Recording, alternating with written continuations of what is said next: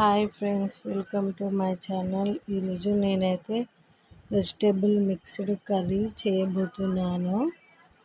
దానికోసం కావాల్సిన పదార్థాలు: ఒక 2 ఆలుగడ్డలు, 2 క్యారెట్లు, కొద్దిగా బఠానీ, ఇంకా బీన్స్, కాలీఫ్లవర్ తీసుకున్నాను.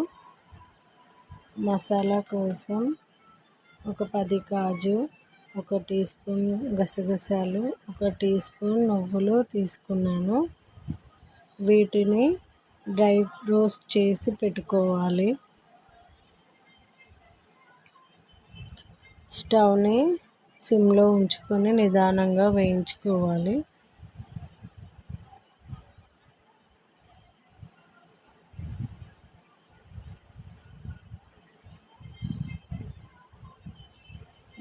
ఇందులోకి ఒక 2 టీ స్పూన్ల కొబ్బరి పొడి కూడా యాడ్ చేసుకున్నాను.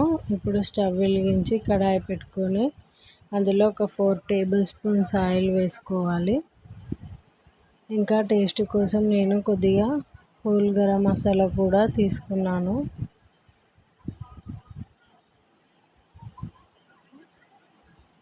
ఉల్లిపాయలు ఒక 2 పెద్ద సైజు తీసుకొని చిన్న చిన్న ముక్కలుగా కట్ చేసుకోవాలి. ఉల్లిపాయ ముక్కలు కాస్త వేగిన తర్వాత 1 టేబుల్ స్పూన్ అల్లం వెల్లుల్లి పేస్ట్ వేసుకోవాలి. ఇది పచ్చివాసన పోయే వరకు కాస్త వేయించుకోవాలి. ఒక 1/2 టేబుల్ స్పూన్ పసుపు వేసుకోవాలి. కొద్దిగా కరివేపాకు.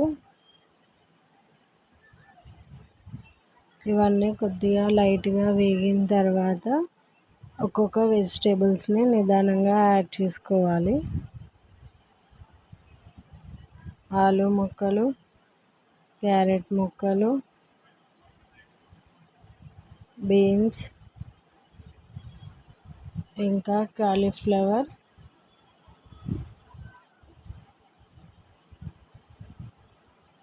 ఫస్ట్ అయితే ఈ 4 వెజిటేబుల్స్ వేసుకొని కాస్త మగ్గించుకోవాలి 5 to 10 మినిట్స్.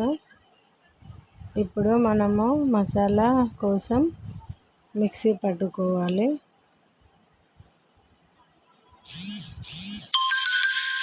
వెజిటేబుల్స్ కుక్ అయ్యాయో లేదో మధ్య మధ్యలో కలుపుతూ చూసుకోవాలి. ఇక్కడ వెజిటేబుల్స్ తొందరగా ఉడకడానికి 1 టేబుల్ స్పూన్ సాల్ట్ యాడ్ చేస్తున్నాను.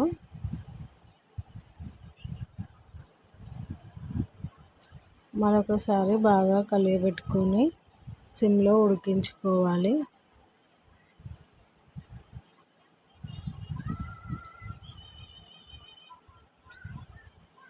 ఇప్పుడు వెజిటేబుల్స్ హాఫ్ కుక్ అయిన తర్వాత బఠానీ కూడా యాడ్ చేసుకోవాలి. ఎందుకంటే బఠానీ ముందుగా వేసేసుకుంటే తొందరగా కుక్ అవుతాయని మధ్యలో వేసుకోవాలి.